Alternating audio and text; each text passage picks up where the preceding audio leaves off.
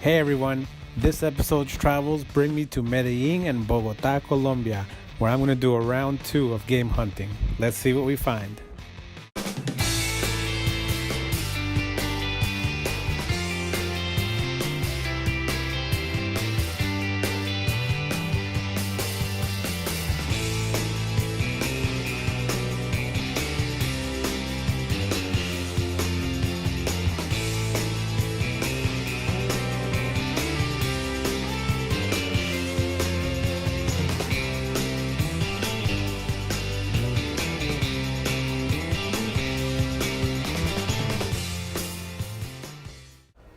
Alright, so here we go. We're going to start off in Medellin, Colombia. It's a beautiful city, and we're going to do some game hunting in some spots that we did some game hunting in episode 16.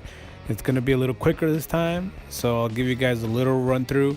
But if you want to check out the full run through of this flea market, it's episode 16. This place is called Estación Prado. It's a metro station where they have a flea market underneath the bridge every single day from about 6 a.m. to 3 p.m. But I also wanted to check out something new in Medellin, which is why I kept looking and hunting to find an actual video game store that was here permanently. And this is where I found Blue Panther Video Games. This is in a mall. I'll post the address down below. Here's the info, Instagram, and the phone number. It's a great little store. They had a lot of interesting stuff when it came to retro. They also sell figures, toys, and all that good stuff. So I did look inside. They had Super Nintendo all the way to N64, PS4, PS3, a little bit of Atari. They had a lot of figures, which is something you see a lot here in South America. One thing that did strike my curiosity was this creation system in box. This is the Colombia only or South America only console that was a knockoff of the NES, which is it's really rare to see it complete in box. They wanted about $100 for it, so I did pass on it, but it was pretty cool to see in person. And the only game I found that was undervalued was Rad Racer 2 and this cool figure that I picked up because of its curiosity. I'll go over what I found in Medellin at the end of the video, but for now, we're moving on to the next city.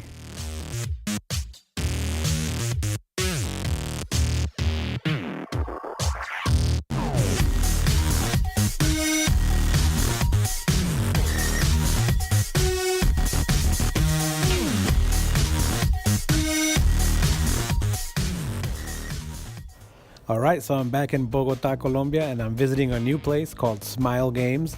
It's in the San Andresito area, and it's in a mall called International Bazaar Internacional.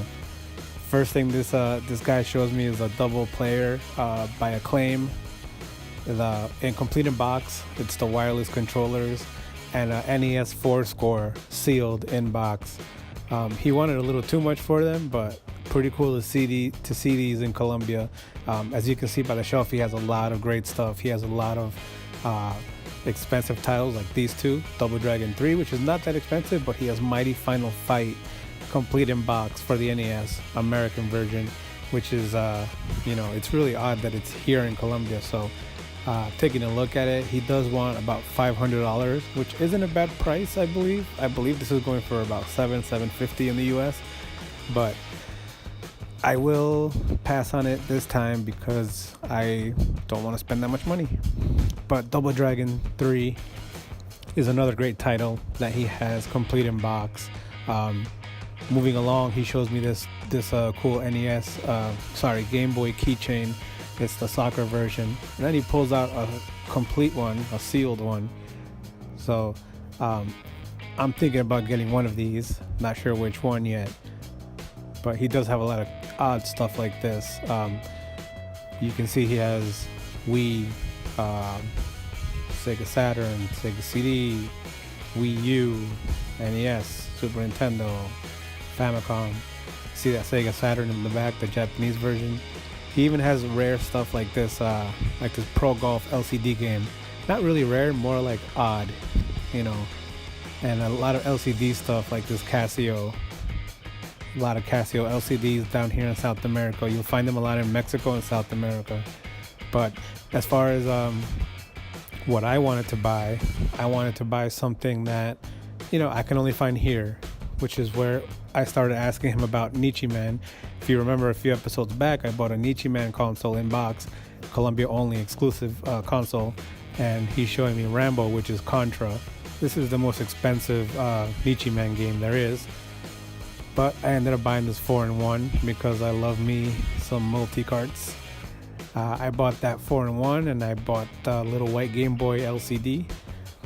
And he just told me about his store and all the stuff he gets. A lot of stuff he gets through trades and whatnot, like this digital derby game, which is just kind of like moves left and right and it just kind of turns. A lot of LCD stuff, a lot of battery powered portables that he has complete in box. So very nice guy. He showed me all his stuff he has. A lot of Japanese Sega Saturn titles, like that Dracula X. That's a good one. Atari Jaguar. He has the Pikachu N64. Later on that day, I met Luis. Luis and I had been talking through Instagram a lot, and he's a fellow gamer here in Bogota, so he took me around to see some stands around the area I was in. So he took me here to this guy sells a bunch of stuff. Looks like he fixes and sells, but as you can see, he has some rare little gems here, like the Donkey Kong Game & Watch, which he was asking for, about $90 for, but pretty cool to see it. Really clean, really complete, not missing the battery cover, no panels missing, and no scratches on the surface there. But looking through his stuff, you can tell he knows what he has. He has a lot of multi-cards that I was interested in, and once again, I see that creation system. I think it's calling my name, but this one was a lot cleaner than the previous one. But it was a fun time with Luis. He showed me around. He showed me the ropes, how to haggle a little better, and I'm definitely gonna be coming back to this stand and Smile Games more. If you're in the Bogota area, make sure you send me a message. I'll give you all the addresses because you cannot miss these places if you come. The next day, I met up with Luis again at Sonic Pizza, which is a pizzeria / retro arcade owned by Javier Pinto, who is said to be the biggest collector of retro in Bogota and maybe even Colombia. This day he was having a King of Fighters 98 tournament in his pizzeria. As you can see, there's a Neo Geo cartridge just laying around, a lot of cool memorabilia posters, great arcades in this place.